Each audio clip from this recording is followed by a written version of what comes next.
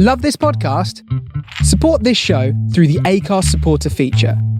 It's up to you how much you give, and there's no regular commitment. Just hit the link in the show description to support now. This episode is brought to you by Progressive Insurance. You chose to hit play on this podcast today. Smart choice. Make another smart choice with Auto Quote Explorer to compare rates from multiple car insurance companies all at once. Try it at progressive.com. Progressive Casualty Insurance Company and Affiliates. Not available in all states or situations. Prices vary based on how you buy. Explaining football to the friend who's just there for the nachos? Hard. Tailgating from home like a pro with snacks and drinks everyone will love? An easy win. And with Instacart helping deliver the snack time MVPs to your door, you're ready for the game in as fast as 30 minutes. So you never miss a play or lose your seat on the couch or have to go head-to-head for the last chicken wing. Shop game day faves on Instacart and enjoy $0 delivery fees on your first 3 grocery orders. Offer valid for a limited time. Other fees and terms apply. My dad works in B2B marketing. He came by my school for career day and said he was a big ROAS man. Then he told everyone how much he loved calculating his return on ad spend. My friends still laugh at me to this day. Not everyone gets B2B, but with LinkedIn, you'll be able to reach people who do. Get a $100 credit on your next ad campaign. Go to linkedin.com/results to claim your credit. That's linkedin.com/results. Terms and conditions apply. LinkedIn, the place to be, to be.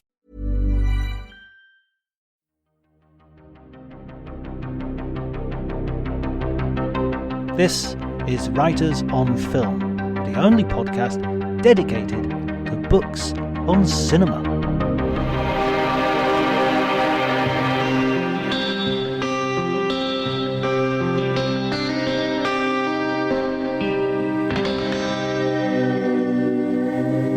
Hi everybody and welcome to the Writers on Film podcast. My name's John Bleasdale. I am a film critic and writer, and today I'm going to be talking to Ian Nathan. Ian has written a number of books, including The Alien Vault, a book on Ridley Scott, and just frankly too many to mention. The book we're going to be looking at today, and the reason I'm talking to him today, is because he wrote the definitive account of the making of Lord of the Rings, and which also serves as a kind of biography of Peter Jackson as well.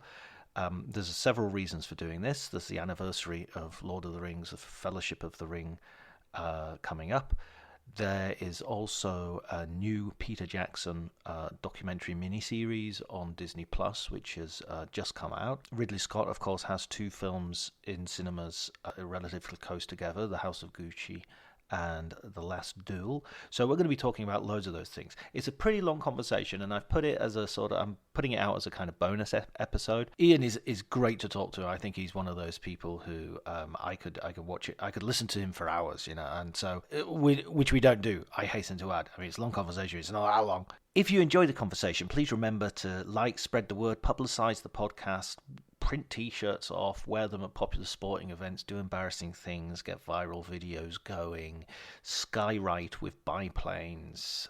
Do what you can. If you want to, you can follow me on Twitter at drjonty, DRJONTY. But before you do any of that, please enjoy the conversation.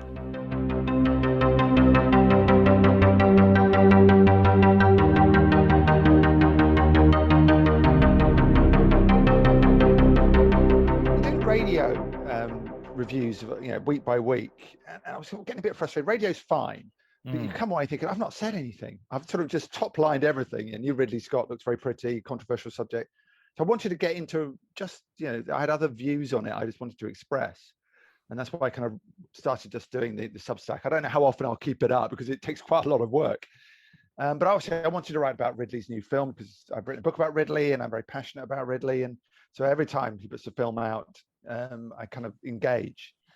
And as like you said, I thought on one level I was really impressed and I really liked it. And I think we're so casual about how hard it is to mount that kind of film on that kind of level with that kind of authenticity.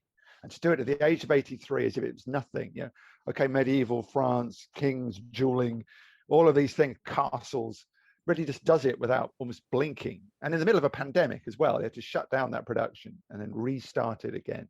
months and months later. That to me was phenomenal. As a film, I liked it a lot, but I had certain reservations. What I liked actually was the Rashomon element to it. The three stories are testimonies to one court case. It's a courtroom drama, really, at heart, although there's all the paraphernalia of the medieval, but it's about the case and how it represents. And I thought the modern points it wants to sort of infer about Me Too and the current world were more tellingly made, I think, in the two male stories, Carouge and Legree, because they were so stupid and they were so arrogant, and even with Legree especially. And I thought Driver was absolutely terrific in the film because he wouldn't even consider it rape. He wouldn't even, because the society works in such a way that he could do what he liked, and it was as much a sexual thing as a power thing over Carouge, and to sort of work his way upwards with the wonderful Ben Affleck. It's kind of the liege lord they respond to. And I thought that was the kind of telling point, that Scott was kind of making. The reflection of society now and society then may not be that different. We see that as barbaric.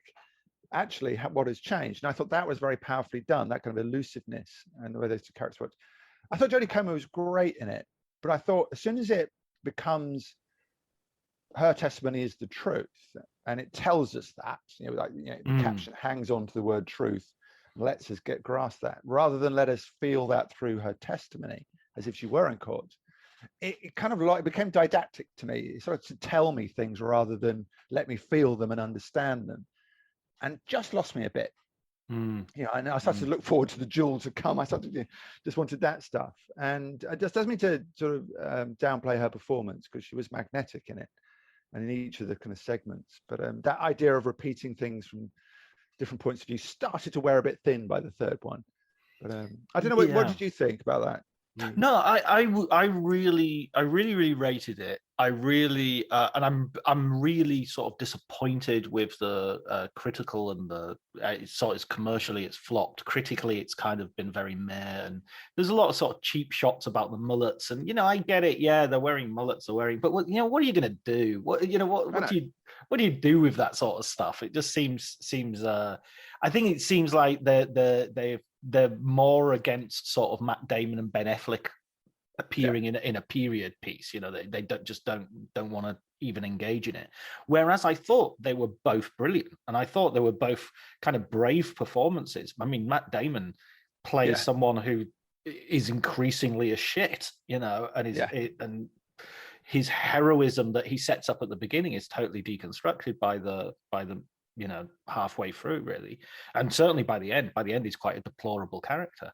Driver, I agree, was brilliant. Ben Affleck, I mean, Tom Schoen, we had a discussion on an episode earlier, and he called it one of his greatest pleasures of 2021 was watching Ben Affleck and how funny it was. And I would be, I definitely agree with that. Affleck is so rarely credited for being so good at pompous. I don't know if you remember Shakespeare in Love, which is quite an odious film in many ways, but Ben Affleck is just fantastic in that film as the kind of A-list Shakespearean actor who kind of waltzes in going, what is the play and what is my part? And he just lifts the spirit of the film and gives it something. And he does the same in The Last Duel.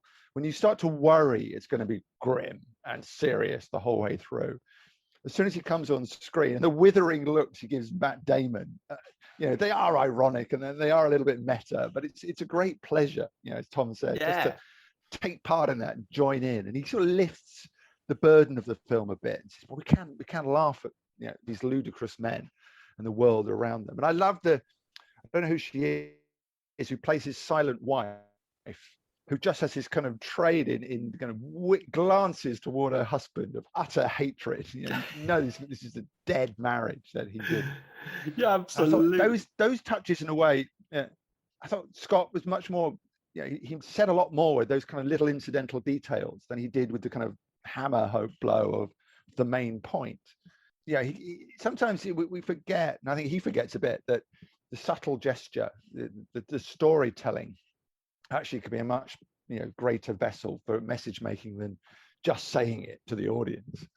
It reminds me a little bit of Stephen King's novels. Stay with me here because this is good. Okay. This is a stretch. There's always a moment in every Stephen King novel, or more or less everyone, where you have the setup and it's great, and you have the middle bit where there's a build up of stuff, and that's really good. And then you always have a scene where like the main goody characters kind of come together, usually in a kitchen, and someone brings beer. And they discuss. So you're saying this is and they all have to sort of believe in the supernatural at this point and be convinced. Yeah. And then they become the gang which is going to save the world or do whatever they have to do. And at that point, I always kind of lose interest because it's just like he's not very good at writing good people. He's not. Yeah. He's good with wickedness and evil. And I did get that with the Jodie Comer part of the film where she didn't need to be that good.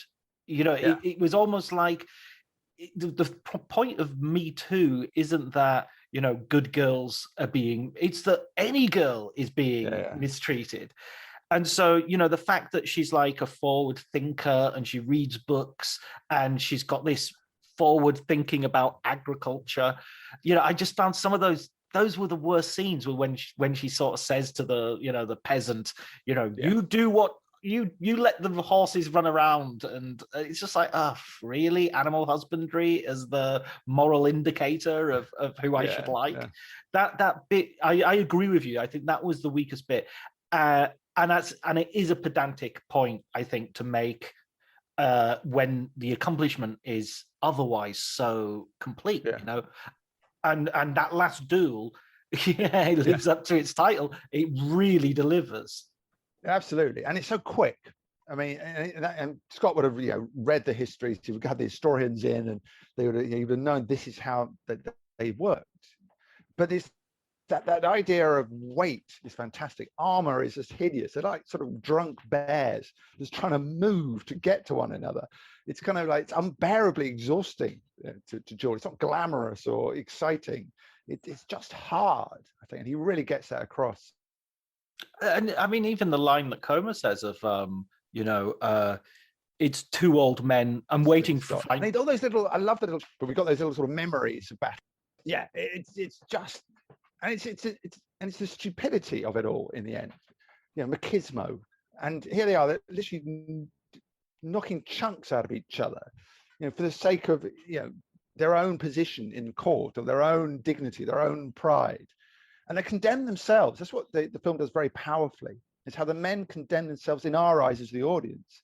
And they don't know it because they're medieval men. They're just doing what they do in medieval society. But we can see it. And that's the powerful thing, how it reflects on today. Is then we start to think, God, are we like that, as men, even on whatever level? But are we still processing things in a similar way? We think our position in society is impregnable. And it was for those guys, apart from against each other. And that becomes interesting. I did like as well the kind of little credit, the little kind of stings at the end, that Carouge, he wins the duel, but 2 years later he's dead. Yeah, that's the medieval world, and she'd never married again. I thought that was quite funny. I love the king as well, the little boy king. Oh yes, Alex Lawler, isn't it? Alex Lawler. And yeah, he's the whole thing's a game, and it's delightful. Oh, they're going to duel, and he's all really excited about it. And even his young queen, she starts to get annoyed with him because he says men dueling. Some of it isn't that subtle, and Ridley, sometimes can be quite unsubtle with things, but he's still. No one else is making films with that kind of ambition and scale and stardom, and. For Fox and Disney to kind of throw it away a bit. I don't think they knew what to do with it. And maybe we are in a bit of a post-COVID world where you've got to be a big sensational thing for people to come out to cinemas. And maybe with House of Gucci coming down the line, even Ridley's people couldn't, muster the energy to put it in place. But I hope it gets rediscovered and put amongst, his great medieval films, which tend to grow on you over time. Where would you put it in his sort of filmography? Where, in terms of your personal pantheon? My personal pantheon. I don't know. I mean, to me, it's not the duelists, and it's maybe in terms of the historical ones, it's less of an epic than you think, because it's quite an intimate story, even though it's historical France, and we get the landscapes and we get the kind of castles, but it's not Kingdom of Heaven, which sort of takes on the Crusades, or 1492, which does Columbus, and in a similar time frame. Actually, it's amazing that Columbus was just around the corner, crossing the world and trying to see the future. So I put it lower. I probably put it mid-tier. And again, I don't want to ever take Ridley for granted, and I think too many people do. And there's too many, as you said, there's all these kind of reviews that were just kind of, oh, Ridley doing medieval things again, how tiresome. And you think, well, what is it you want from films? What do you think they should be doing? Taking us to another world and making points and great performances. But in terms of my own personal pantheon, maybe sort of, I don't know, 10th or 11th, somewhere mid-tier. But I've only seen it once, and I do want to go back and look. I'm sure there's nuance I'll pick up again. Yeah, I saw it twice, and because I took my daughter to see it actually, and she loved it. She thought it was great. I mean, she's 17 years old, right? So she's I don't know. I don't really know. She's coming at it quite fresh, I think. But my feeling for it was, I thought it was his best film probably since Gladiator, or even since Thelma and Louise. I was really, I think I was, I felt it was that big for me, that it was, maybe if I rewatch some other films, Kingdom of Heaven, for instance, I've only watched the director's cut once, and maybe I need to watch that again. But my problem with Kingdom of Heaven is just that vacancy in the star role. Wonderful film, which is it's the On Her Majesty's Secret Service of Ridley's films. Yeah, it's too true. It's everything about it's right, apart from the leading man. I do love The Martian. I don't know if you said when the last time we saw The Martian, because it's a rare sighting of Ridley being fun. And Damon is very good at that. Temperature. That's why he's so good in Last Duel, because he works so against his normal persona. But he's very good in The Martian, all those direct-to-camera things. And I think the Martian. Comedy, it sort of struck me as almost too facile, and I don't mean that in a bad way necessarily. But it's almost like it didn't. I enjoyed it. I enjoyed watching it, but it was almost like it was a film which was taking on some of the sort of energy and rhythms of like reality TV. Like there's a bit where they build something and they do it in sort of speeded up time, and you think, God, well, you'd see that on like a decorating program or something where And the other one I do really like in recent times is All the Money in the World, which I think is a great film about wealth. I think we were talking about this last time, wealth and class, and a great Christopher Plummer performance, and Michelle Williams, I just think, is impeccable in that film. And this battle of wills between a mother and a grandfather who just curdled with his wealth.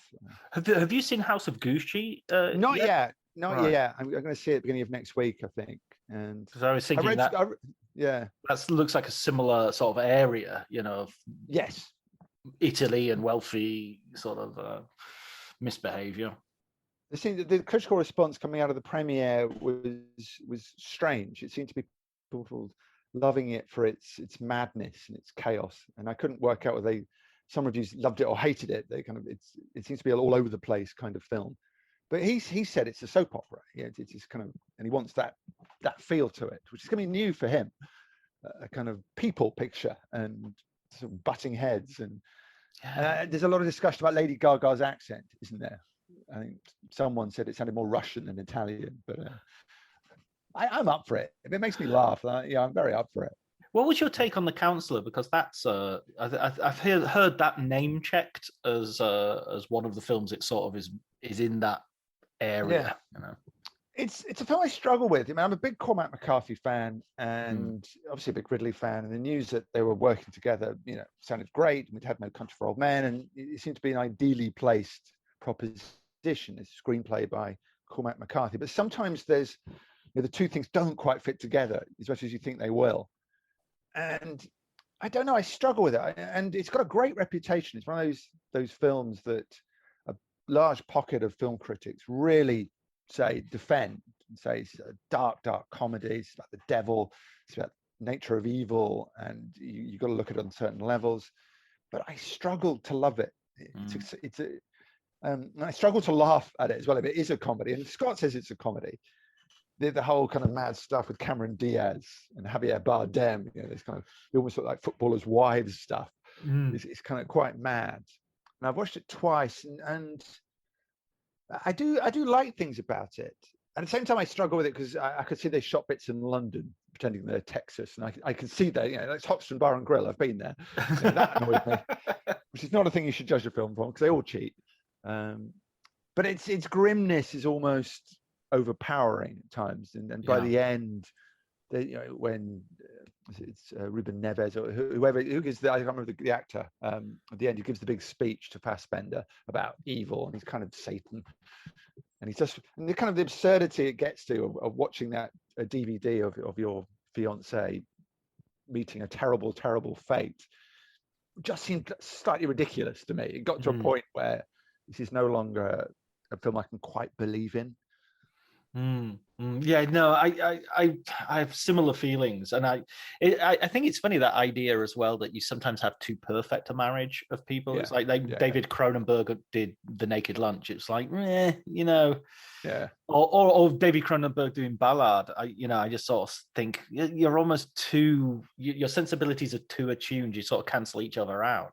Yeah, I think that's true, and I'd rather have seen Ridley's Blood Meridian. He was planning to do Blood Meridian, but Blood Meridian has very little redeeming qualities in terms of morality in it. It's an extraordinary, snapshot of the Old West as this kind of place of biblical violence. But I think he grew shy of it because you're just going to beat people up by showing them that relentless amount of violence, brutality, and the darkest places mankind can go to. You're like, oh yes, 2 tickets for Saturday night, please. I think he realized that might be too much, but I would love to have seen it. To have gone to that place with that Ridley eye on the Cormac McCarthy's Old West. Yeah, absolutely, and really Peckinpah country as well, because it's sort of crossing the border to Mexico and back again all the time. So let's get on to Peter Jackson and Lord of the Rings as well. It seems like I was struggling to think of a segue, but I just completely failed. It's epic to the epic, I suppose. And I've had discussions about Ridley Scott with Jackson.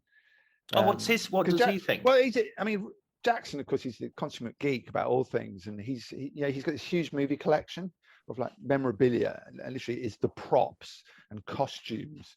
It's incredible. I've wandered around it a couple of times, and he's got like all the original costumes from the Sound of Music. He's got all the original makeup from Planet of the Apes. He bids for this stuff. And it's like, what happens if the geek becomes a billionaire?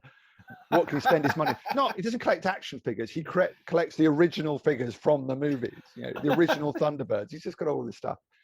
But he has the derelict, the original model built by Giger and his team of the derelict in Alien. And I'd written about Alien at that time when we were talking. I said, I was talking about my book. And he goes, come and see the derelict. I've got the derelict. It's only Peter Jackson would say that. Jesus. They opened up this giant crate, and there's the derelict, looking a little derelict. In fact, I gave him a copy of my book. I sent it to him because he wanted to see pictures of how the derelict, so they could mend it. And then he was quite funny. And like most people, I think his take on Ridley was he loves Blade Runner and Alien and Gladiator. And I think I spoke to him shortly after Alien Covenant, and Scott had said he'd shot at Milford Sound, because he'd heard it was unreachable and untouchable. He said not even Jackson could shoot there. And I said this to Jackson. Ridley said you couldn't shoot. And he says, no, I could shoot there if I wanted to shoot there. So we just didn't want to because it's too much of a tourist attraction. Everyone would have known it's Milford Sound. He was a bit kind of defensive about it. They don't come to New Zealand and tell me where I can't shoot, Ridley Scott. He was laughing about it. Right. And he's a great admirer of Scott's, of course. But it was just funny. There was a little bit of sort of directorial rivalry. Scott wanted to score points over Jackson. And Jackson wasn't having it. But he's got such a sort of unique journey, Jackson, into making movies. He doesn't see. I think it's a lot of it, and I think you emphasize this. In the book, that it's his geographical location. It's just the fact they're so isolated and they're so that he just has to make it up himself, and that becomes his sort of modus operandi right the way through. Absolutely, and this was something I was endeavoring to capture because they all talk about it, and it's not just Jackson. It's a New Zealand thing. They live at the end of the world, and they said sort of as the country developed, if their machinery broke down, it would take them 6 months to get replacement parts because they're too far from anywhere. So they had to fix things without knowing how. And it became known as this number 8 wire was the saying they had for it. Number 8 wire was a kind of fencing wire that was used to fix anything. You know, your combine harvester broke down, you just got number 8 wire out and sort of put it together and you coped. And this was how they got by and how they actually achieved. And it became the joke that they actually made Lord of the Rings using number 8 wire. They just figured out a way of doing it miles away from anywhere else. But it's so true, as you say, of how Jackson became a filmmaker. He lived in small seaside town in New Zealand, miles from anywhere. They got films 6 months, 8 months, a year later before anyone else. And he was a movie obsessive who wanted to be a filmmaker. But there's no film school to go to. There's no chance of flying to LA and going to the big universities there. That wasn't on the cards. So he sort of had to make it up the New Zealand way. And obviously that, as most people know, this is a great story of sort of shooting short films using his mother's oven to grow special effects and cutting up her first stool. She had a kind of collar still to make his King Kong, and he did it. He figured all these things out. He was trying to do a stop motion battle at one point between him, dressed as a kind of Sinbad-like character, and a skeleton. He was trying to figure all this out to narrate, because he obviously adored Ray Harryhausen. And he only filmed him fighting the invisible thing because he fell over in the surf and smashed his leg open and had to stop filming from there on. And that was his first attempt at a fantasy movie. He sort of was wary of them after that because it was kind of a lethal thing to be doing. But you come to Bad Taste, which is obviously the first Jackson film.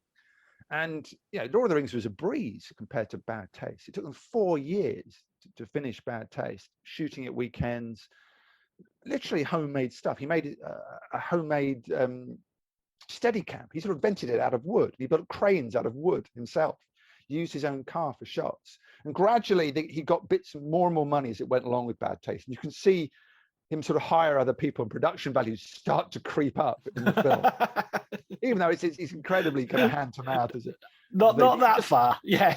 Not that far, but it's a kind of improvement when he gets the house that launches into space.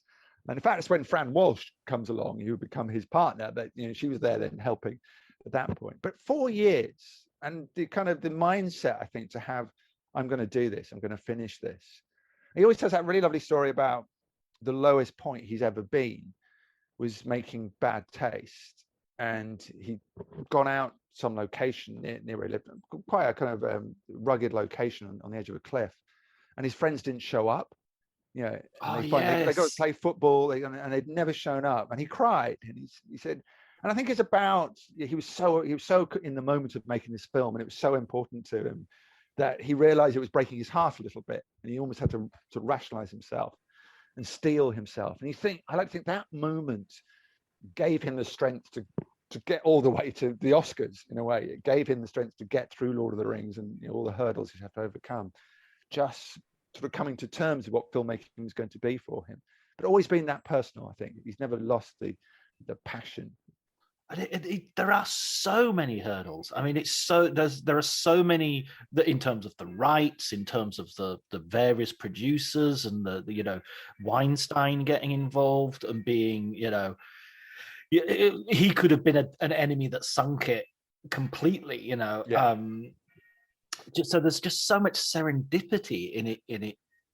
Even like getting to the starting, and even when he gets to the start. The whole thing about them having to recast Aragorn within a week. It's the week they're filming, and they're right. Okay, who do we need? Yeah, it's a fantastic. One of the strange things setting out to write the book was, one of the chief models was Final Cut, Stephen Back book on the great disaster of Heaven's Gate. Right. I wanted to write the kind of or try and write the inverted version of Final Cut. It's a story of a triumph over adversity, which is a much harder book in some ways to write because everything goes well, after a certain point. It's the Jodie Comer part of the last It's duel, isn't it? Suddenly, like we're on message, and it's all. But it was that, and he's so good on that initial period. In fact, he's much better on getting to the starting line. And once you're talking about the actual filmmaking, it all becomes a bit more of a blur to him, and sort of day by day. But that journey from coming out of the Frighteners, and a lot of the motivation was A, he wanted to do a fantasy film, B, he needed to give Weta Digital and Weta Workshop work. He needed to employ these people because they were growing concerns, and he was the manager of it. So he needed to feed that beast. He'd come out of the Frighteners, which hadn't done very well, and then, as you know, King Kong fell over, and all the things, and other possibilities came and went.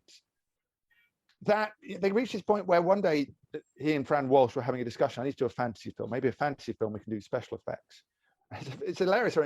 And he kept going, I want to do a bit of this. And she went, that's Lord of the Rings. I want to do a bit of this. That's Lord of the Rings. And he'd read it like 15 years before. And he just got really angry. He said, well, what isn't Lord of the Rings? And she, no, it's all Lord of the Rings. And finally, he said, well, why don't we do Lord of the Rings then?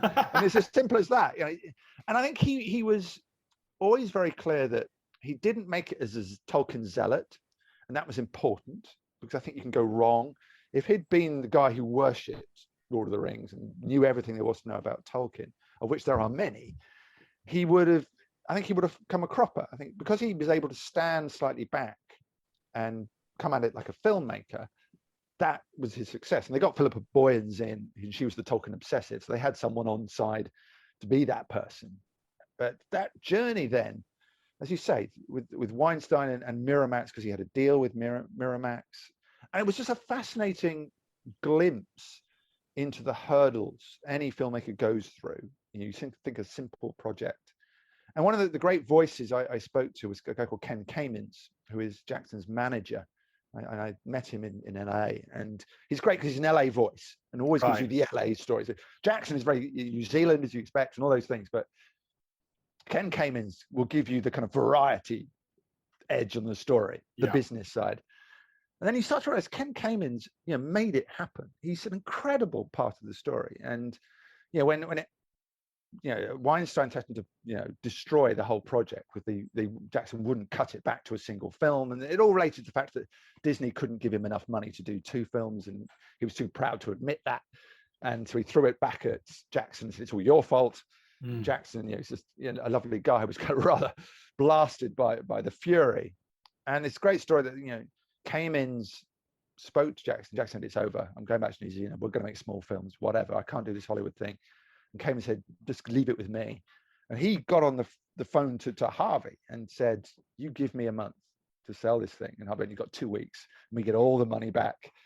And it was just, Harvey knew it. It was a deal that couldn't be done. And this miracle is that it got done. And obviously it's a very famous story, the New Line meeting and all those things. And Bob Shea saying, let's make 3 films, not 2, and all that stuff. That's been heavily mythologized since. And one of the joys of writing the book was taking, stories that were very well known, and Rings has got its own mythology, and trying just to get to the truth of things. So who was at that meeting? What happened? When did the green light come? What was the motivation behind New Line? They needed a franchise. They were trying to do Foundation. That would all fallen apart. All their other films couldn't get sequels going for various reasons. So one of the reasons he said, can I have 3 films, is that New Line needed a franchise. It was a business. That's 3 years of products they've got lined up, Just, there on a desk in front of him was a franchise that he needed. And suddenly he was thinking, like, this book sold 50 million copies. Maybe there's something in this that people knew. And you mentioned, Aragorn, which is the incredible story of getting Viggo Mortensen at the 11th hour after Stuart Townsend didn't fit, and Jackson basically fired him. And that was a story I knew I couldn't avoid. But what you try and do is go into it and just open it up. And it was an incredible story of phone calls. All these phone calls. He was shooting, and there were calls to Michael Desky at New Line and to New Line itself. And lists were made, and everybody honed in on Viggo Mortensen, and they found him like in Idaho or something. He was right in the middle of nowhere. They finally got him on the phone. And he's just, I don't know if you've interviewed Viggo Mortensen, but he is, he's a very smart man, but he's away with the fairies. He's coming from a different zone, a different place. He's a poet warrior. He was perfect for the role. They soon came to realize. But he doesn't talk straight. So you don't, and it's just this kind of, you start asking these bizarre questions about, when was my character born, and when did he move in with the elves, and does he sing, and Jackson's just like, what? I've got to go and shoot some stuff. And then they got into on the phone. There were 3 phone calls, not one. There were 3 different phone calls. And Jackson, he was called away from set for the final one. Said, look, Viggo needs to talk to you one last time. And Viggo was like, yeah. And Jackson thought he'd lost him. He thought he's gone. And Right. I've got to go back to the drawing board. Who else is on the list? What are you going to do? And this kind of strange phone call. And he said, it's just what Viggo's like. He doesn't talk. He just leaves gaps. He said, well, I'll see you Tuesday then. And with that, Viggo's on a plane, and and history is made. And you're right. Serendipity played its part so hugely in Rings. But there's that old saying that you make your own luck. And there was something driving that whole project that was creating its own luck as it went along. Did you ever see any footage of the Aragorn that never was? There isn't any actual footage. They never shot a day on set. What there is costume tests. Right. They did the costume test, and there were rehearsals with him. I mean, there were 2 months when the 4 Hobbit actors had arrived in Wellington, and Orlando Bloom, I think, had arrived. They all were doing the training and the vocal stuff. And Stuart Townsend was with them then, and he was part of the gang. They used to obviously all go out at night and hang out. They got into the kind of New Zealand social scene, and he was very much part of the team at that point. And it came to as a real shock to them to find he'd been fired. They couldn't believe it, and it was a real wake-up call, I think. Just it had been such a joyous kind of occasion. Everyone, we're all in this together, and we're in New Zealand, we're young and having such fun. And suddenly 3 days into shooting, one of the principal characters has been fired. And they all had a bit like, oh, okay, this is big business, isn't it? We can't mess around anymore. There's an element of sort of, it also shows that there's some steel beneath the sort of Jackson fluffiness. There's a sort of, he's like a hobbit and all that sort of stuff. But, don't underestimate him. If you're not, up to snuff, and he's not happy with the situation, and he'll do anything to get to the end result that he wants. Absolutely. He has got an iron core, and you have to, you can't make 3 films back to back, with a beloved book, up on mountaintops, without that drive. And he was very clear on, in casting the film, they're twofold. One, you had to kind of meet requirements of these roles that everyone knows, who was going to be Frodo, who was going to be Gandalf, these famous parts. That was a trial in itself. But he knew that anyone he cast had to be able to withstand a production that was going to run 18 months at the very least, without going crazy. They were going to be stuck up mountains in the wilds of New Zealand. There was going to be no call for vanity. There was no get my agent on the phone, where's my trailer? You had to be with them. It's like, you're with us or against us. Right. He got that right with everybody, but it seemed like Stuart Townsend, the frequency was wrong. He was too young, I think, for the part. And very quickly, he wasn't communicating with Jackson very well. And I think Jackson said, I can't do 18 months with Aragorn not talking to me. It's mad. He needs somebody. And once they got Viggo in, they had trouble getting Viggo back out of the wild, was the tricky bit. Snow would be falling and rain, whatever. Viggo goes, no, it's fine. Let's carry on shooting. They're like, no, this is bad weather, Viggo. Carrying his sword everywhere he went. They couldn't stop him being Aragorn. and you just can't imagine it any other way. I mean, that first movie, I remember I just moved to Italy at the time, and I went back to Liverpool, and I think I saw it while I was back. In fact, I remember a very clear memory of having your Empire cover story of the preview, the one with Frodo on the cover, and leafing through it and thinking, this looks fucking awful. I just thought the Elijah Wood and the ring, it just looked naff. I was just thinking, oh God, what are they going to do with this? And then it totally blew me away, that first film. I was just utterly flabbergasted by it. And I think that's one of the good things about the book as well is that journey of you as a sort of like a fan. You're sort of sitting, watching the films going, God, I hope these are good. I'd invested so much into it, not just in terms of my own hopes and desires. I put Empire right in front of that film and said, we've got to be behind this. And Jackson was forever grateful for that. He said, because there was such a huge amount of negativity before the Cannes presentation.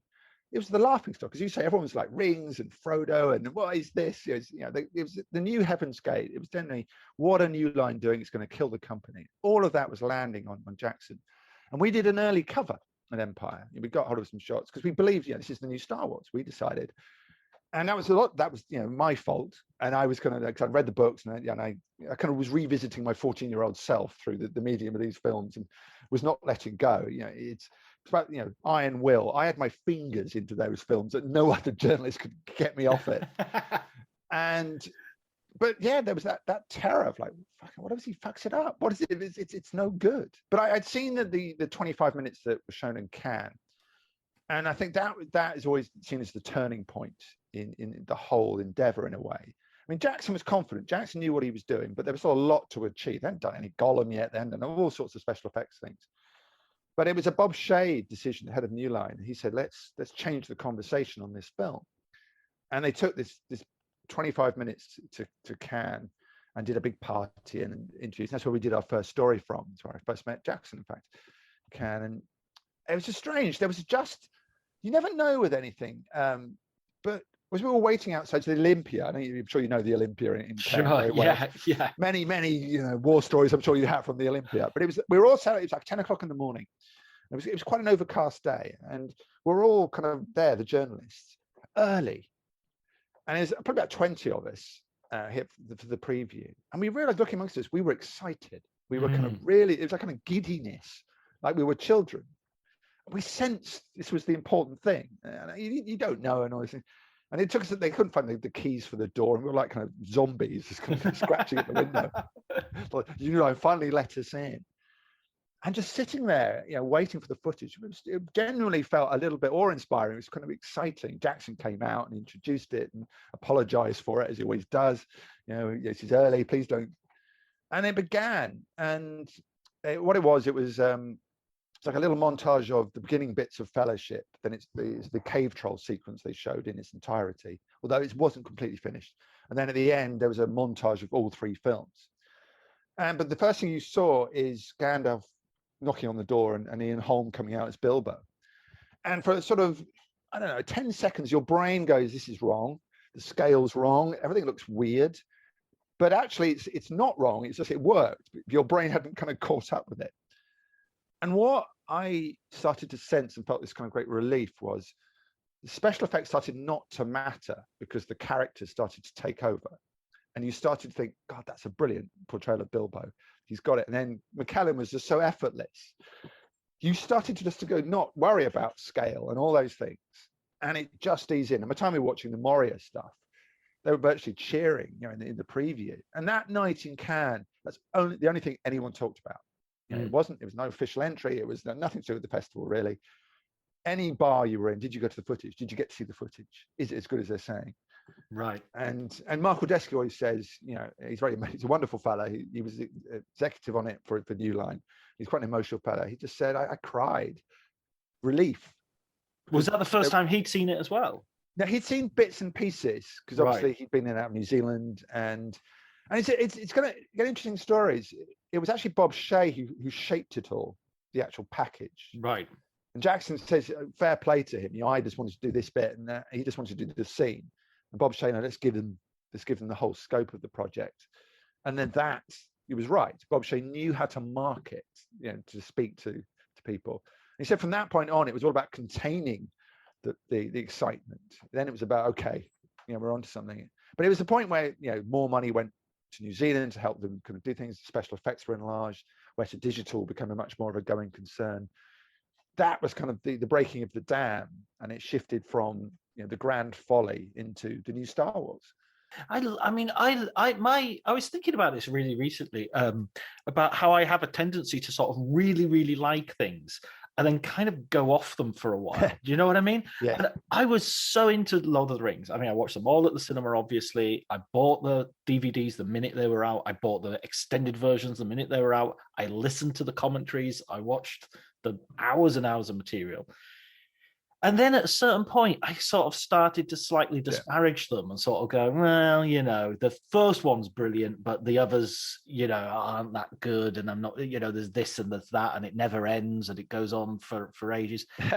And I really feel that they deserve a rewatch now, because I feel like I've got over my sort of pretending I don't like Pink Floyd, and I need to go back and listen to it and go, oh no, actually, I really do like this. This is, it's not cool to like it, but I love it, I mean, honestly, try writing a book on them. You have to kind of unstitch the whole making of them. And the amount of times I rewatch them to the point where you start to see, as you say, you start to see the cracks.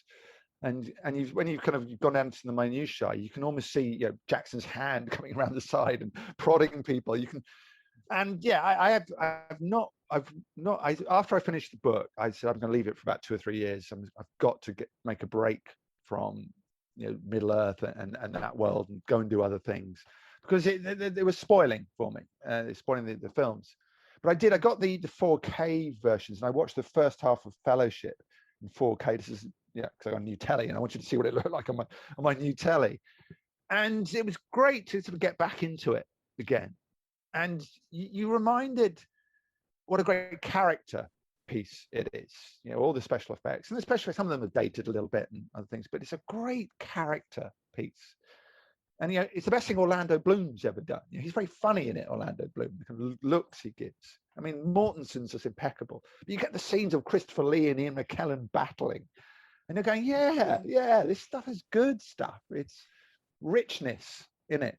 And I remember thinking how much, especially of that first one, how much of a mix of genres it was. There was a feeling of real sort of like, even the very beginning felt like a Hammer horror, that sort of like, there is a darkness in the mountains and all this sort of stuff. And then you'd have like a Western where, Frodo's being rescued by Liv Tyler, and a really great horse race. It's really, it's sort of thundering horse race. And then, the Saruman Gandalf fight was like a kung fu. It was like something from Suhak and Once Upon a Time in China or something. Or maybe better, Chinese Ghost Story. It just felt like such a mix of stuff. I think that's Jackson a little bit, and Jackson's important lack of reverence for Tolkien. He loved the book and was, I mean, you'd have to be incredibly into it to make the films. But as I say, he was distant from it and knew that he could shake it up a bit, and knew that it needed to be cinematic and fun. It needed to be fun. And he's a great sense of fun, Jackson. So if you've got two wizards battling, you want to show it off a bit and have fun with it. And then it's kind of like they've got these wonderful, the bigatures, the famous huge models they use for all the kind of grand architecture of Middle Earth. And they realized very quickly that there were such good models that they held up to the camera coming very close. And once that was established, Jackson just said, right. And he had his camera just springing across Middle Earth, up and down these buildings, the vertiginous power of the film is enormous. Let's not just peer off the side of a building. Let's plunge all the way down. And you can see a guy just sort of letting loose. He's created this playground for himself. And just said, well, I'm going to make a Peter Jackson film in Middle Earth. And you may not realize it, because you'll all be obsessed with, is Frodo right? And, the ring, and is it telling the story properly? And of course, they had Fran Walsh and Philippa Boyens and policing all that side of it. But they had Jackson going, what we need is energy. Otherwise, it can become stodgy very quickly. He always said, two things. One, he needed, the brightness of it and the acceleration of it, battle scenes and fighting and things he loved in films, the Ray Harryhausen stuff, if you want. But he said he also needed credibility. He said you are 10 degrees off being French and Saunders mocking. You're right. 10 degrees away from, because the language can sound so absurd. But if you've got Christopher Lee and Ian McKellen walking into a scene and delivering it like it's Shakespeare, that's you land. You get these anchors that can just reassure you and then hold the film down, that allow you then to go off and do potty things and stuff. And in 2 and 3, I think the great anchor is Andy Serkis, Gollum, which was the biggest risk of the whole trilogy. If that had gone wrong, it just falls apart. And because they got that right, and that then, suddenly we had psychological inquiry in the film. You were looking beneath the surface of characters. The idea of the ring and the junkie and all the things they put into it. And that was another thing that just anchored it all and stopped it being silly. And it was silly in so many respects. And all the things you mentioned are true. But it had these things in it that resisted the pull of silliness. Tolkien always called it sillification. He hated the idea of adaptation because he knew whatever there'd be sillification that would come into play. And he loathed Walt Disney and all that because fairy tales and lovely castles and unicorns, hated all that side of it. And I think Jackson understands that. And I think Ridley Scott would have been quite envious on some levels that Jackson did a bit of the grit and the mud and of his world. The orcs look like they've been in battle. They look beaten up. There's that brilliant scene where they pull, I think it's whatever they're called, the Saruman orcs, a Hurukai. Yeah. They're pulled out of the mud, and there's just this sort of sliminess to them that is excellent,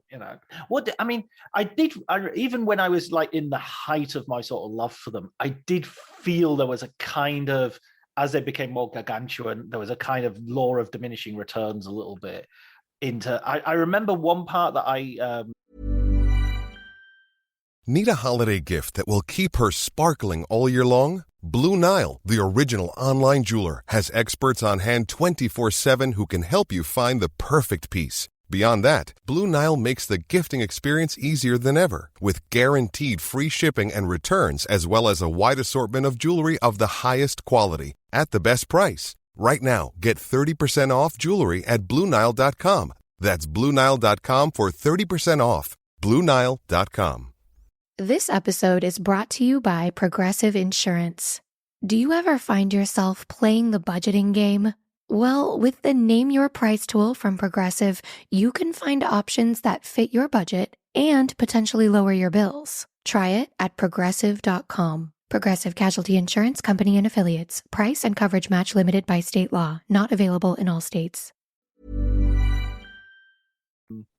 I don't know. Again, I'm not sure if I'm being snobby in retrospect, but it was like when you sort of got some of the jokes, it started to become a bit James Bondy, where it was like, okay, he does this in every film, sort of like the cat, how many orcs we get to kill and that sort of stuff.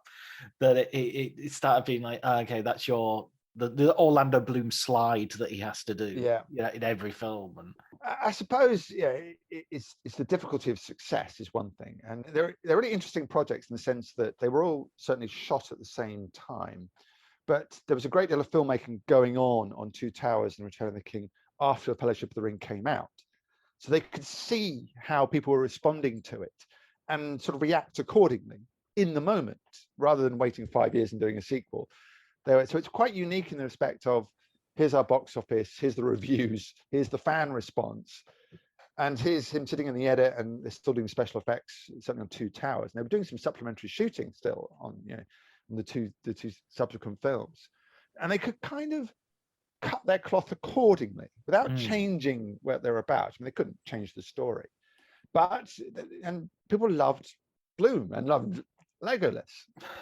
So Jackson just went, well, let's play to that constituency. Let's play to that. I mean, the problem in the Hobbit films, they just go too far with it. Right. It's sort of, let's do a bit of the musical number. Let's do the Gene Kelly routine in the middle of Lord of the Rings. And again, you come back to his sense of fun and his blasphemy. I think he wants to throw into things and go, well, we've got this huge battle scene, full of these orcs all done at night in a pouring rain, kind of Kurosawa style. And they've got all the special effects working in this incredible software called Massive that created thousands of troops. And it's like, well, you need something in the middle of it so we can just remember what's going on and orientate. So they just threw that, sliding down the stairs on the shield, which is absurd. It's comic book. Yeah. But I think from Jackson's point of view, the 12-year-old kid will go, I love Legolas, and I want more of that Legolas stuff. Whereas the 40-something Tolkien, devotee is like, oh, that's ridiculous. That would never happen in the book. And that, but at the same time, the Tolkien devotee is going, well, that Gandalf is absolutely spot on, and that Aragorn is exactly as I imagined him. And Edoras, the kind of the almost Viking-like town on the hill, looks absolutely like Edoras did on the pages of the book in your imagination. So all of that was concrete. So I think we gave some latitude to Jackson to have fun. Yeah, absolutely. Yeah, I mean, how did it work? I mean, you've already sort of referred to this, I think, but your book came out after like several of the cast members had started their own books or had even published them. I think Sean Astin's was out before yours, maybe. Yes, his came first. It was like all things in all the other authors you've spoken to. Getting a book underway is a slow process. Sure. And the origins of the book came about that I was interviewing Jackson. I'd done all this kind of Lord of the Rings coverage. I've been out to New Zealand a few times, and I got to know him. And he's a very nice guy. I'm very into film magazines, so New Empire. Right. He's a geeky guy and loved to chat. And I was chatting to him. We're doing some kind of endless retrospectives we were doing on Empire, and I was chatting to him about the Sean Connery story. And is it true that New Line wanted Sean Connery, and did they pitch? And he said, "Well, I'll tell you that story." And it's a famous story that actually they did. They sent these scripts to the Bahamas or wherever he was, to his wonderful place. And Jackson, they said you could follow the courier. They had the reports, and they knew it had been delivered to Mr. Connery. The scripts and the proposal and the deal that New Line had on the table for Connery was phenomenal. The money he would have made out of Rings if he'd only known. And they never heard anything. It was silence. And Smaug slumbered on, in his kind of mansion in the Bahamas. So he told me the whole story, and I got the truth. And I sat there thinking, I can do this as a book. This is one of those anecdotes that haven't been told, on the endless DVDs. There are other parts of this whole thing, and I can put them down in a book. And I was already sitting on this kind of gold mine of material. There's only so much you can get into Empire at any one time. There was oodles more. Christopher Lee and anyone who's ever interviewed Richard Taylor, who's the head of a Weta Workshop. Every transcription is about 20,000 words long. I mean, he just talks and talks. And I was sitting on 80,000 words of Richard Taylor. So I just thought, and then I went to Jackson's people and I said, look, if he doesn't want me to do this, then I will back off. I owe him a lot for that. And they came back and said, no, Peter's interested, but you've got to go through HarperCollins because of the Tolkien estate and the way the whole thing is set up. So any material he is not officially approved, but given me, needs to be published by HarperCollins. They were the kind of the points of the deal. It goes all the way back to New Line. So I kind of went, oh God, HarperCollins, huge publisher. This is going to be a nightmare. But I went through the processes. There was a Warner publishing arm that put me into HarperCollins. And I just got this guy called Chris Smith at HarperCollins, who sort of out of the blue gave me a call and said, that your proposals arrived from Warner. Do you want to come in and have a chat? And serendipity, is you mentioned it. They were exactly at the point where all the Hobbit films had finished. So they weren't publishing any more making of Hobbit books. They'd all sort of gone. So the next couple of years were kind of Tolkien filmmaking free. They didn't have anything planned. And like all publishers have, the schedules to meet and things that sort of fill their book publishing lists. So exactly the moment I pitched, they needed a Tolkien filmmaking book. Right. And he kind of spoke to them. And then you do the things where you put chapters together, and the initial pitch was much more half Lord of the Rings, half Hobbit. And in the writing, it became clear I needed to write about Lord of the Rings, and the Hobbit was just an after effect, a legacy thing, which people have complained about. They all wanted a bitchy book on the Hobbit, but I wasn't writing that book. And that's when it started to sort of gather steam. And then my dealings became back to Jackson. Jackson said, right, well, come out and you need to talk to Michael Diskey and Ken Kamins, and the kind of feelers went out and the whole thing sort of started underway. But I always said the whole way along, sort of the top of my original pitch was, this is not a book about magic rings and swords and elves and dwarves. They are all incidental. It's a book about a gang of Kiwi filmmakers who climbed Everest. Right. And everyone said it couldn't be done. That was the theme of the book. It was about, how did this happen? And Lord of the Rings has been floating around Hollywood. And I did all the chapters on Borman's attempts, Bakshi's attempts, and the Beatles' attempts, and all those kind of things. And what was the truth of them? That was another thing. It was always get to the truth of the myth. But it was like, tell the story of these New Zealanders. And obviously within that, then it becomes a kind of biography of Jackson. But that, again, is slightly incidental. It's just a story of how they did it, how they achieved it. And it grew, it became quite long in that telling. You learn the frowns of your publisher's face when you're like, oh, Ian, we're not even halfway through the story, and you haven't done Gollum yet, and you haven't done the battles yet. And there were these kind of personal things I wanted to throw in, my own journeys to New Zealand and how amazing it was to be there, not just because it was Lord of the Rings, but because also they were so different from America. You go on set and they welcomed you. They loved you being there. If you go on set in LA and it's just like, stand here and don't move until we tell you to move. Don't look anybody else in the eye. Just behave yourself. School trip. You end up in, you're on Lord of the Rings. And they're just like, right, what are we going to do? Let's show you the workshop. Here are the swords. Do you want to put a helmet on? You become a kid and you walk on, and the person goes, Jackson just wanders over to say hello. I mean, directors don't do that. And he goes and just chats you through what they're going to film. They're doing, the first scene I saw them film was Brad Dourif and Christopher Lee. And it's Dourif arriving to tell him bad news. I think it's only in the extended cut. And Brad Dourif's a weird guy. I don't even have spoken to him. He's quite self-conscious guy in the full kind of worm tongue get-up. And he's like, you come to see me fail, haven't you? I'm like, no, I'm just going to watch the scene. And he was great in the scene. And I remember it's like, Jackson had the new lines written in biro on a crunched up piece of paper in his head. These lines for Wormtongue, this $300 million production, and the lines are written in biro on a. That's his number 8 wire right there. Number 8 wire right there, and you think, well, that's it. But of course, underneath that, this incredible industry is going on, and incredible ingenuity and skill. Everywhere you look, Middle Earth was being pulled down or put up. And the sheer volume of it was incredible. Yeah.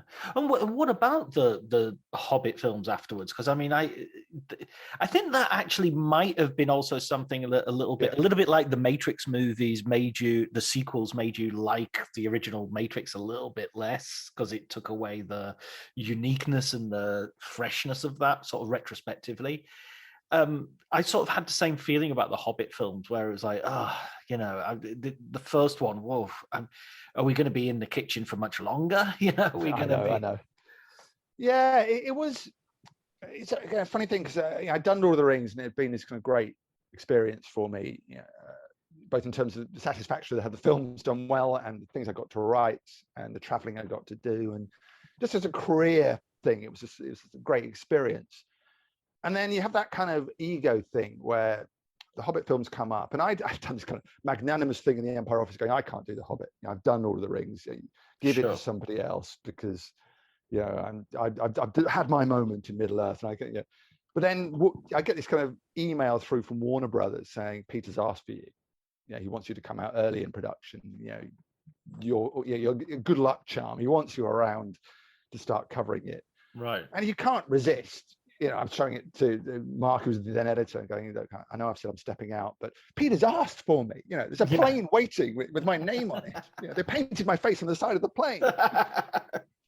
And so I became the Hobbit guy. And it were good experiences, again, for me, in terms of being a journalist. But the industry of it was different. The studios have been built up and become much more efficient and Hollywood-like.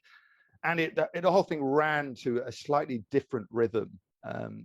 It'd be wrong of me to say I knew the films weren't going to be quite as good as soon as on set. That wasn't apparent. There was lots of wonderful things to see, but it just didn't have quite the same atmosphere. One of the fabulous things of Rings was catering, and they ate in this kind of hut with a kind of corrugated roof, upon which the rain would rattle, and everybody ate. No one was in their trailer. And you looked across, and there was Bernard Hill and Ian McKellen with their beards in nets, so they didn't dip in their food, chatting away in costume. Every orc, was coming to drink out of cartons because they didn't have time to take their makeup off. So they were sitting catering, sitting around drinking in these kind of juice cartons. And it was just this like tableau it's like something out of Monty Python. It was just wonderful. On a Friday afternoon, they had a quartet playing classical music to the cast of Lord of the Rings. It was just like, this is the most crazy but wonderful thing. And that wasn't there with The Hobbit. The kind of, they thought the homemade, the homemade movie on this huge scale, but it didn't feel homemade on The Hobbit. And I didn't get the sense of things going wrong, but I think Peter Jackson looked a little bit like he didn't quite know why he was doing it. Right. And I think he felt, when you talk to him, he would be slightly, and he can be a bit of a negative Nelly. It's a Kiwi sensibility thing. You're humble to the point where you sound like you're just slagging yourself off, and you have to kind of lift them up a bit. And on The Hobbit, he just was like, yeah. And then I was ill, and then Guillermo dropped out, and it was a tough, and I really just couldn't get going. And this was kind of, you're filming it, you've got to talk a better shot than this. Do you think it was the idea that, because the myth of sort of Lord of the Rings is the point where they realize it's all going to work is when they divide it into 3 films, and with The Hobbit I got the feeling it was like the opposite. The point where it sort of seemed to fall apart was when they decided we're going to do 3 films. I mean, maybe even 2 felt like a push to me, because it's a relatively it's like a linear narrative, Yeah, I think that there were kind of, I think Jackson had his doubts even before he even started on it. There's a whole sort of post Lord of the Rings period when the Hobbit rights were even more entangled than the Lord of the Rings rights were, and it looked unlikely it was even going to happen. And he'd fallen out with New Line, and all these things had gone on. And I think he'd made his peace with moving on. I think he was quite happy to doing whatever future projects he'd set up. And it came back to that thing of he needed to keep people in New Zealand employed. There were now thousands of people who worked at workshop and digital and studio people. And they'd all moved families over to Wellington on the hope, that the Hobbit was about to kick in. And I just thought he did have a responsibility and maybe love.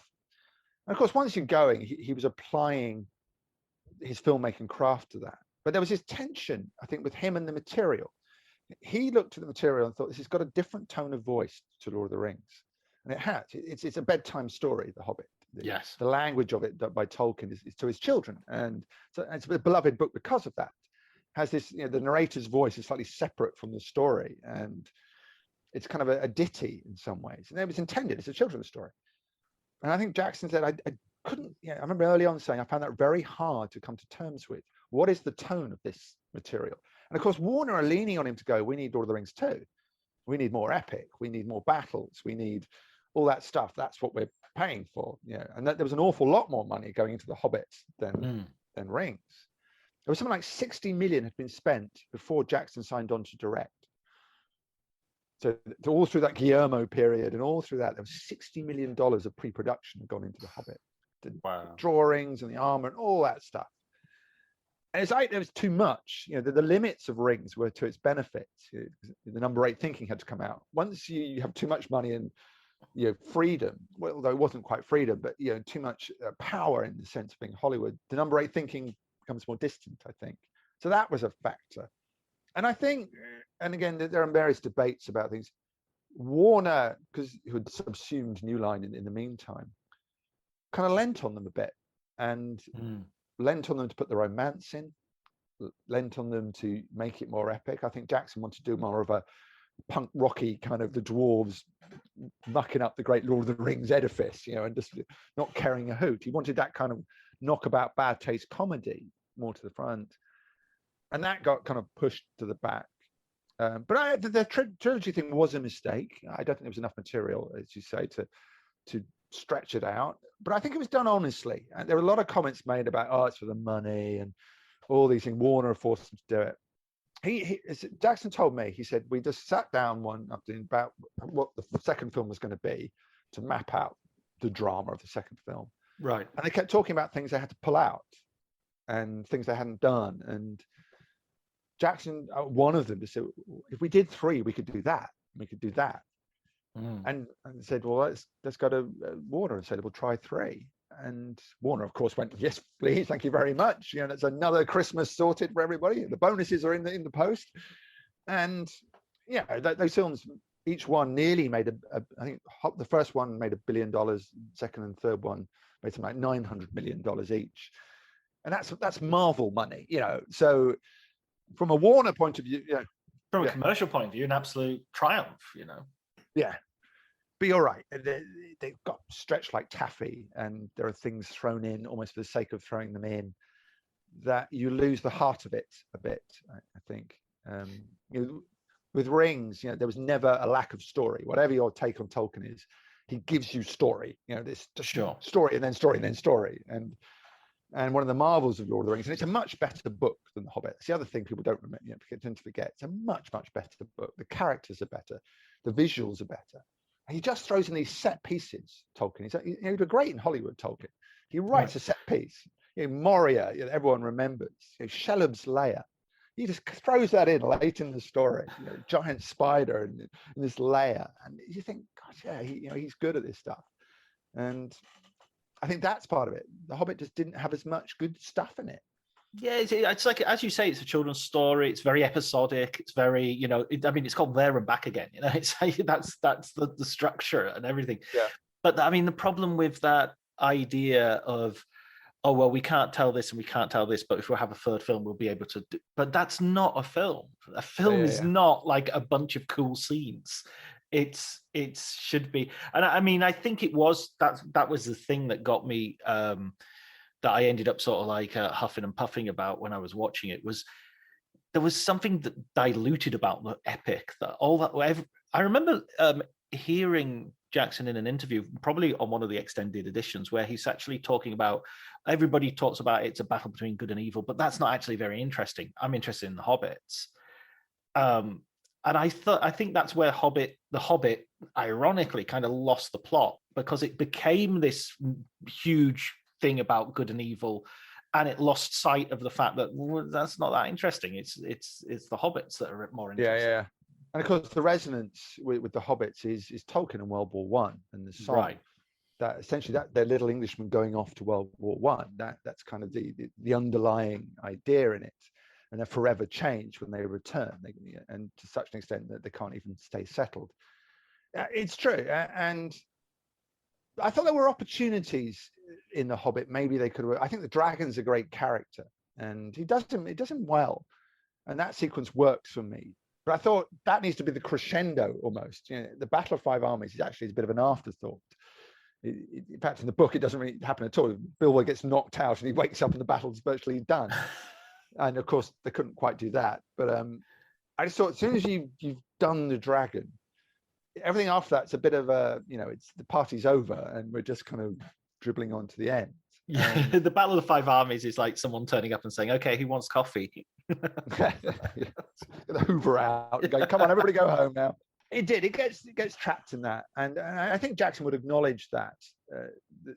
There are good passages in it, and good bits of filmmaking, and Armitage is good. McKellen never lets you down. On some levels, it's okay. It's just a mediocre fantasy trilogy. Right. The problem is the comparison with Rings is its great sort of yoke it has to carry. This kind of Oscar-winning trilogy that was kind of vaunted by even the most cynical critics, to a middle-order studio fantasy film set for Christmas. Yeah, and that felt like a come down. But I think in his heart, maybe Jackson didn't want to do it. And I'd be very interested to have seen Del Toro's version. I've seen some of the artwork, and it's very clockworky. It's very Hellboy. He was going to, stick to the same universe, but I think he was going to bring his own complexion to it. He was going to do he was going to build a lot of the special effects as he likes to do. A lot of the creatures were going to be done in situ. And Jackson got very used to Weta Digital kind of doing that for him. Right. People talked about the fact they weren't doing bigatures anymore in The Hobbit. They did digital, buildings. Yeah. Which may give you more flexibility on some level, but you lose that kind of tangibility of things being there. Yeah, I remember him talking up the frame rate as well as this big sort of thing, and it was just like, I think he was like a voice of one. And the more I listened to him talk about it, the more I was thinking, are you trying to convince yourself, or you try to convince me? I'm not. Yeah, that was another experiment that, and I admire. He's a very technical guy on some levels, Jackson. Yeah, he began, as we talked about, making special effects for Wurzel Gummidge. And Wurzel Gummidge in Australia, where they're filming in New Zealand. Wurzel Gummidge Down Under, I think it was called. And he built an exploding doll. That's for your 70s children's reference there. We've got to have one every single. Got to have one. And he was building things in his basement models, and that's where he came up through. So he is technically minded, and I think through the success of Rings and West Digital becoming, as good as ILM, basically as important as ILM, I think there was a certain sense that he had to see what the future was. Cameron thinks like this as well. That right, yeah. And George Lucas, I've got to map out a future for movies, because this isn't going to go on forever. People are going to get bored, and you can see, things coming around the corner. You couldn't see the COVID thing coming around the corner, but he obviously understood that cinema needed to reinvent himself. So again, I think he goes into things very honestly and thought, well, this frame rate is interesting. We can get rid of motion blur and we can all that. Problem is that you lose texture. The grain is important to people, and especially it's really important to Middle Earth because it gives it a sense of myth and time and those things. Once you're peering through whatever it was, 48 frames per second, and you're looking onto the set basically. You can see the seam down the back of Gandalf's hat. You're like, there's too much detail here. But I think again, he's not a cynical guy, Jackson, and I don't think all decisions were correct, but I think he thought, well, this is a chance to elevate, using the technology to elevate the world, and it didn't work. I mean, I think I saw two of them that way. Yeah. What about his sort of post Hobbit work? Really, I mean, he's sort of gone into documentaries, and we're looking forward to. I'm very much looking forward to the Beatles documentary about to come out. And he did the First World War documentary as well. Tintin disappeared, I think, and I haven't heard of that since. Tintin was obviously Spielberg directed and Jackson produced, and Weta did all the special effects. It didn't do quite as well as they'd hoped. I think it did all right, but I think it did, and I don't think Spielberg particularly enjoyed the whole motion capture process. Spielberg's a guy who's quite traditional in his filmmaking methods, and he wanted to go away and shoot people on sets and do the traditional thing. He's not as much as a technocrat as Jackson is. And I spoke a couple of times. I spoke to Jackson. Are you going to do the Tintin sequel? And he goes, "Yeah, it's on the list. It's wherever this list existed, it was on it." But then he goes, "But it's up to the studios. It's not my call. I'll do it. I want to do it." And he wants to do Prisoners of the Sun. He wants to do that story. And I think the studio, it was sort of Sony and DreamWorks together, whatever co-production, didn't think it was worthwhile. Or the time frame didn't work out. It was going to be Jackson directing the second one with Spielberg producing, and I don't know whether they both got distracted with other things, or simply the deal didn't work out, or everybody quietly thought, well, one Tintin movie kind of did it, and people weren't swept away, and we'll move on to other stuff. Nobody's clamoring for the no, there wasn't that feeling. I should watch it again, that film. I haven't seen it for a long time, and I remember quite liking it. Is it Tintin or not? This is the thing, isn't it? Everyone, I mean, there's Tolkien and then there's Tintin. You can't tamper with these worlds. And he kind of got Tolkien right, but Tintin was difficult. Yeah, I don't. It was that CGI thing of it never really. I didn't ever really feel that it sort of invented its world and it got its look absolutely right. I thought, there were great moments, and I loved the chase towards the end. I thought that was superb. That was just. But you're almost guaranteed to get something like that in any Spielberg film. There's always going to be that good moment, or for that matter, any Peter Jackson film. I love the barrels chase in the Hobbit, for instance, as much as the rest of the film doesn't necessarily hold up.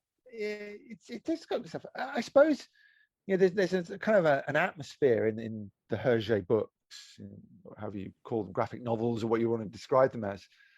That's impossible to put onto the screen. It's about the drawings he did and the way he portrayed his world that I think may be unadaptable in that sort of pure sense of what Hergé gave us. So any version of Tintin is going to be slightly perverted, slightly spoiled. And I thought he got a lot of things right. But the problem with Tintin is that, and it's what makes the comic so great, is that Tintin himself is a blank. He's a cipher. In fact, you're not even sure what job he has. Is he an adventurer? Is he a reporter? Is he an investigator? What is he? But he's there to the audience project onto. But that doesn't quite work on film. You've got to create a character out of him. And all the people around him are eccentric and very rich characters. But Tintin is a blank. And I don't think they found a Tintin. It was Jamie Bell, wasn't it, who sort of did the motion capture and the voice. But he didn't feel like Tintin to me, and I suppose that's another possible job. What do you think? Do you know what Jackson's working on now? I mean, because of he's releasing the documentary on Disney, I think, and Yeah. What do you have any idea of what he might have lined up? Last time I was out there was 2018, and and obviously we've had huge world-changing events in between. And he was really getting into the Beatles thing back then. That was the thing on his mind. We were talking about. We're doing a sort of anniversary interview, and so we did a bit of the old stuff, rings and things. But he wanted to talk about the Beatles because that's where his head was. And he's a passionate Beatles fan, absolutely obsessive Beatles fan. And he just wanted to, you've got to watch this stuff. It's going to completely revise your opinion of what was going on with the band at the time. And John is funny and he's having a great time. He's not a pain at all. And it's just these young guys making music together in a way you've never seen. And he watched all 54 hours of footage. He went through it all. And I thought, this guy's absolutely delighted to be in the element he's in. It's that thing with directors. At a certain point, they just want control. Everything has been so hard. Directing is really hard, and when you're doing films of the scale that Jackson was doing, it must be absolutely exhausting. And I think he just got to the point where you can do these documentaries where he has absolute control. The footage already exists. It's pre-existing, and now he just go into an edit suite and get Weta to do the colorization and bring it all to life, and they'll work on the soundtracks. And you can call Paul McCartney and get his stories and do all that and bring it to life.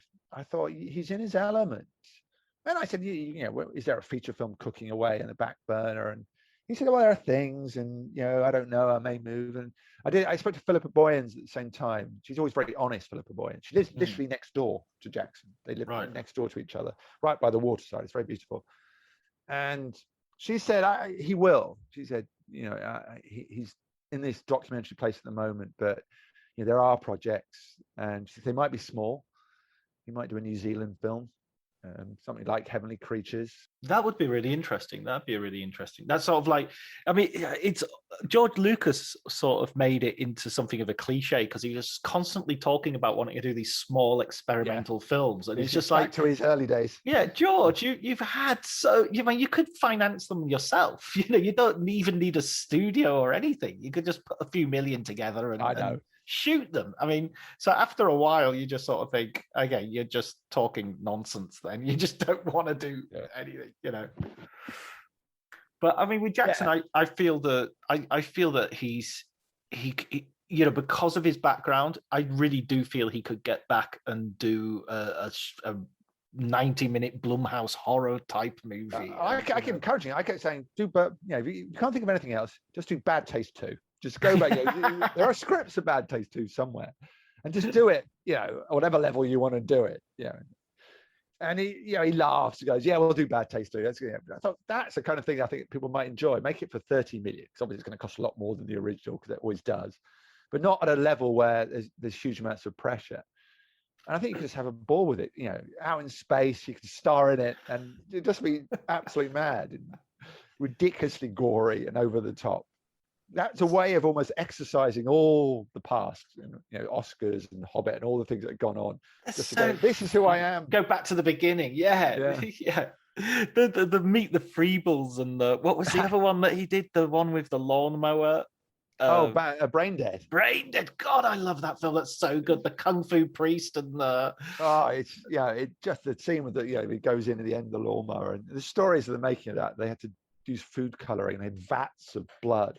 Yeah. Actually, every item of clothing, him and Richard Taylor, every item of clothing they owned was covered in red food coloring, and they smelt of the film. They couldn't wash it off for weeks. And Richard Taylor goes, I look back and think, these are the best days of my life. just making that kind of, hands-on doesn't even get the way. It's just absolutely into your elbows. Up to your elbows in it. And I look forward to sort of a return to that sort of thing. Because he's a great filmmaker.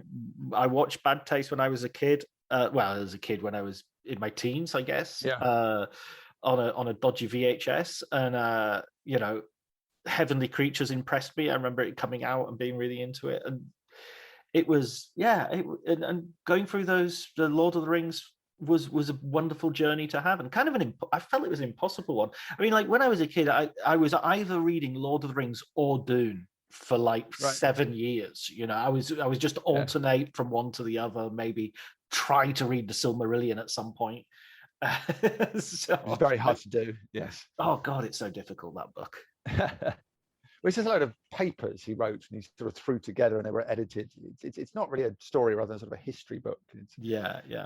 And I think they're glad they didn't really get into that. But what do you think of the idea of the Amazon series, which is there's slightly disturbing rumors coming out of that? I feel it's hard to assess, really. First, I was, to take the football team you support. I'm Jackson's boy, home and away. So I can't. That's now always this new opposition that's come over the horizon. It ain't my Lord of the Rings. It ain't my Middle Earth, because here's my guy, but he's away, talking to Ringo Starr, so he doesn't care. So I have a kind of, my Empire days have always taught me that, try and think positively first, and there's a lot of money going in, and I think a lot of hope and care. It feels very big to me, and I'm not sure exactly what story they're telling. Because they're not doing the Silmarillion, and they're not obviously doing the Hobbit or Lord of the Rings. They're doing sort of a bit of the appendices, extrapolating outwards, and it seems like there's a lot of work to be done in doing ersatz Tolkien, or doing an extended version of Tolkien that isn't actually him. So that concerns me. I don't quite understand who the characters are, and as soon as you say Middle Earth, the kind of the things that I feel you've got to have funny hobbits and wizards. What are the things everyone, if you've not read a word of Tolkien on the page, but you love those movies, and Amazon has sunk, millions and millions into these series, they want the biggest audience possible. So surely they've got to sell them on the thing they get. They go, okay, where's those quirky hobbit guys? And where's the old wizards? And where's the Gollum guy? And they'll just want more of the same, or versions of the same. But by the sounds of it, it's much more sort of austere and ornate in the elven histories, and it's a bit more Game of Thrones. I was going to say that's the other thing that Lord of the Rings didn't have to deal with. Game of Thrones really sort of medievalized and historicized the fantasy genre in a way that I wonder how you would make if Peter Jackson never made Lord of the Rings and he was starting now. You have to contend with Game of Thrones. You can't ignore it. Well, first of all, they would do a TV series of Rings. Right. They would look at the length and probably break it down into 3 seasons or 6 seasons and do sort of the way. I don't know whether Jackson would do that because he's a cinematic guy, but I would imagine that's how you would go about it if you were to do Lord of the Rings now. But yeah, I think in a post Game of Thrones universe, it would be hard to be so playful in the way that Jackson is. There is quite a big difference between Rings and Game of Thrones. Although Game of Thrones obviously was very inspired by what Jackson had achieved, and the very presence of Sean Bean tells you that. yeah. But the way it sort of mounted battle scenes and sort of dealt with its fantasy elements in Game of Thrones owes a great debt, I think, to Lord of the Rings, and the way Jackson got hold of all that. But Lord of the Rings is more playful, and the characters are more innocent. There's no sex in it, and the violence is sort of meted out on the evil guys more than the good guys. And there are deaths, but there's no great shock twists in that sense. So I don't know what would Lord of the Rings look like now post Game of Thrones. There probably would be a temptation to ramp it up a bit. And that was what's interesting is that I read all the early drafts for Lord of the Rings, the 2-film draft and various versions of the 3-film draft. They still got everything. I mean, Jackson keeps everything. And what was interesting is the kind of trajectory of their storytelling went from, we need to do something with Tolkien to make him more cinematic. We need to make him grow up a bit. Let's put Arwen, the Liv Tyler character, more front and center. Let's send her into battle. They've shot stuff with her in battle. Right, yeah. Liv Tyler in Helm's Deep. She was in Helm's Deep, right. And there was a whole journey she makes across Rohan to get there that involved the children. It was sort of, the children, those 2 kids who make their way in after the raids on the villages. That was all an Arwen storyline that then got cut, because as they went along, they kept gravitating back to the book. it's kind of, however they argued, they went, well, in the end, Tolkien sort of solves the problem for us. They're there. It's, moving people around the damn map was very difficult. They're there. Where do you put them? And they sort of said, well, actually, see what it says in the book. The book was, oh, okay, if we just keep Arwen there, it solves 80 problems we've made for ourselves. But they had all these kind of scenes of Arwen saving Frodo on battlements and, much more frothy battle stuff. That would have been maybe a bit more Game of Thrones like. It wouldn't have been as I say, as grown up and sexy as Game of Thrones. But there was a movement within the production to not sensationalize Tolkien and to have faith with the book. And that seemed to work for them. Yeah. I've got such an urge to rewatch them now. What do you think? Which version should I rewatch? Should I rewatch the cinema versions or the extended versions? I suppose most people they blur in my head now about what's in what and what's in the other. I like the extended versions more because you get stuff I like, and I think I think Two Towers theatrical struggled a bit with its cut. And the extended edition is really good. It solves its problems, the extended edition of Two Towers. It brings in things and stretches out, and it becomes much more satisfying film. And you get things like in the extended edition of Return of the King, you get the death of Saruman. That kind of completes an arc in the story that feels important. So, but also you get, Viggo Mortensen singing, and you get more of that kind of stuff. But I tend to want to watch the extended editions because at home you can relax into them, and there are just little notes and textured things that feel better. But I haven't watched the theatrical cuts for a long time, so it'd be interesting to remember what was in those, because it's like the gift giving sequence, Galadriel, and which is such an important part of the books. It sort of signifies all the characters and their destinies, and they cut that out of the theatrical version of Fellowship. And I was quite shocked at the time. Where's the gift giving? This is a moment I was waiting for, and it kind of feels right that it's in there in the extended edition. It makes sense, and there's various sort of plot points that it feeds that I think are important. But it's fighting with New Line over time. I definitely prefer the Fellowship of the Ring. I think the theatrical version is just the pace is just so good, and that drives me. And it's like that thing of be careful what you wish for. So, for instance, when Orlando Bloom's zapping all the orcs with his amazing bow work in the extended version, it's just like maybe 3 kills longer than and it's just like it doesn't have the same impact. It should be more impressive, but it's actually at a certain point you start thinking, okay, this is a digital thing, or this is it's on the screen a little bit too long. I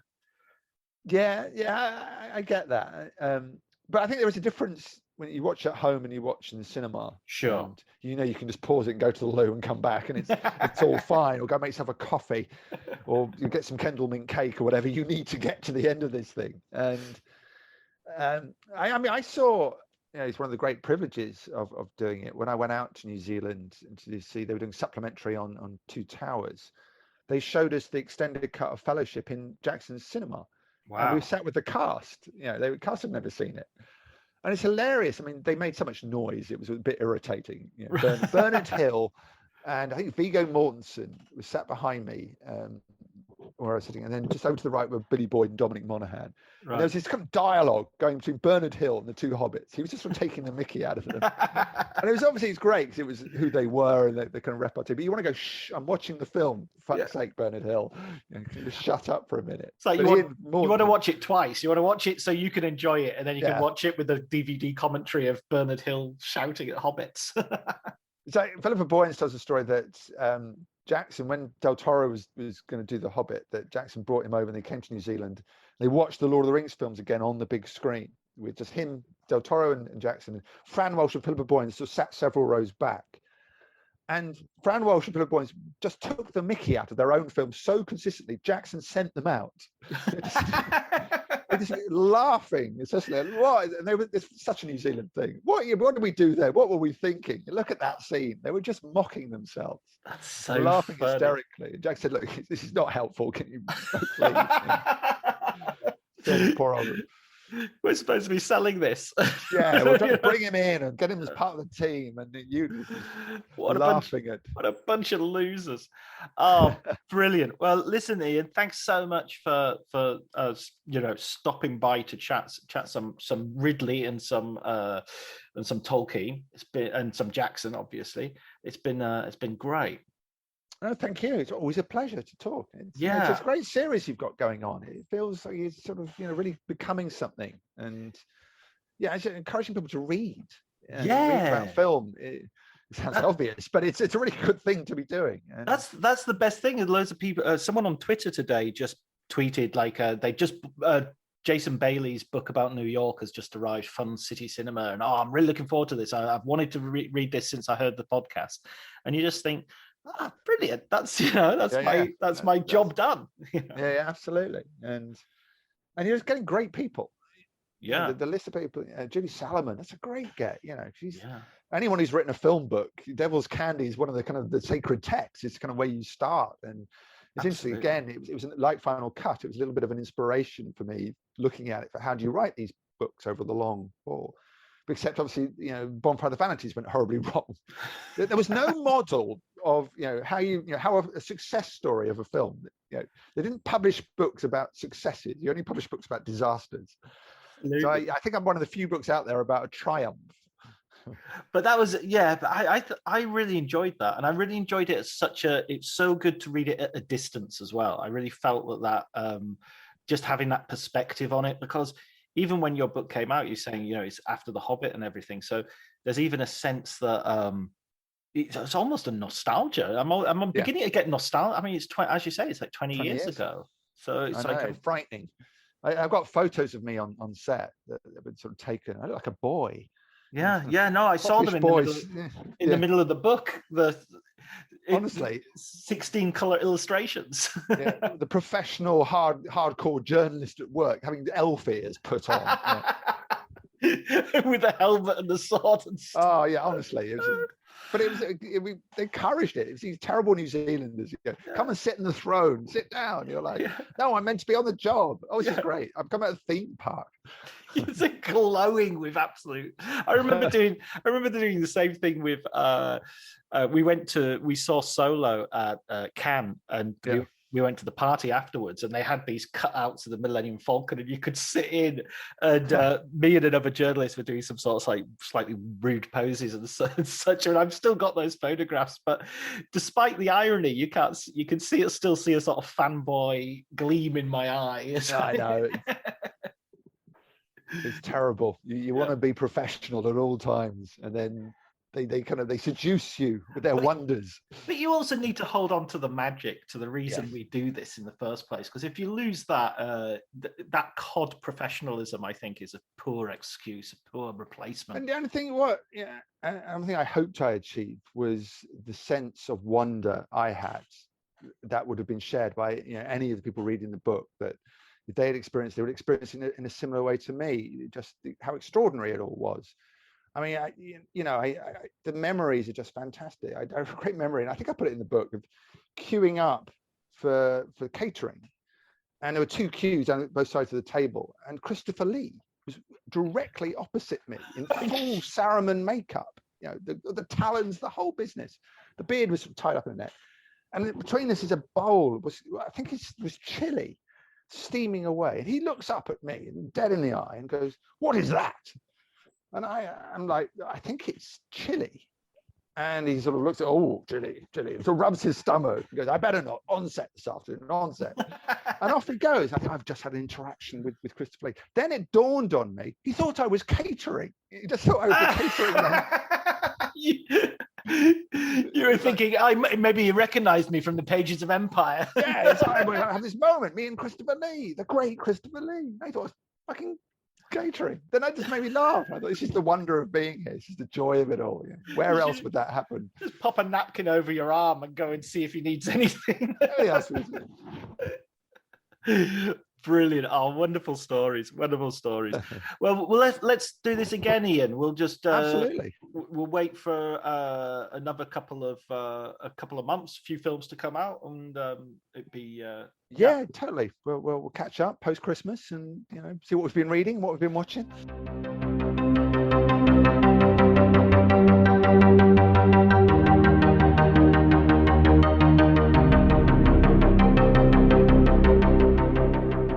So that was me and Ian talking about Ridley Scott, or Ian and I should say, talking about Ridley Scott, talking about The Last Duel, talking about Tolkien and Peter Jackson, Lord of the Rings, The Hobbit, Tintin, and Peter Jackson's documentary. So a whole bunch of stuff, really. I hope you enjoyed it. I'd like to thank Elliot Atkins for the music and Ali Howard for the art. And until the next episode, please take care.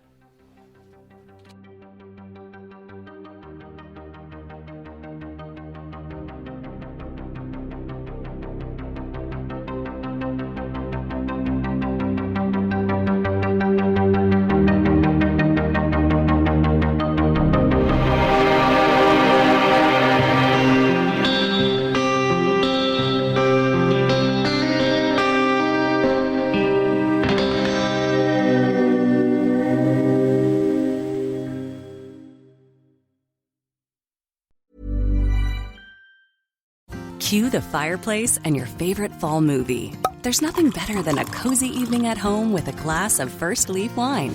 First Leaf is a personalized wine club that delivers right to your door. Sounds magical, right? They get to know your favorite tasting notes, which varietals you enjoy, and whether you prefer sweet or dry wines. So in every shipment, you get bottles tailored to your unique palate. Go to tryfirstleaf.com/fall to get your first 6 wines for just $44.95 with free shipping. This episode is brought to you by Progressive Insurance. Do you ever find yourself playing the budgeting game? Well, with the Name Your Price tool from Progressive, you can find options that fit your budget and potentially lower your bills. Try it at Progressive.com. Progressive Casualty Insurance Company and Affiliates. Price and coverage match limited by state law. Not available in all states. My dad works in B2B marketing. He came by my school for career day and said he was a big ROAS man. Then he told everyone how much he loved calculating his return on ad spend. My friends still laugh at me to this day. Not everyone gets B2B, but with LinkedIn, you'll be able to reach people who do. Get a $100 credit on your next ad campaign. Go to linkedin.com/results to claim your credit. That's linkedin.com/results. Terms and conditions apply. LinkedIn, the place to be, to be.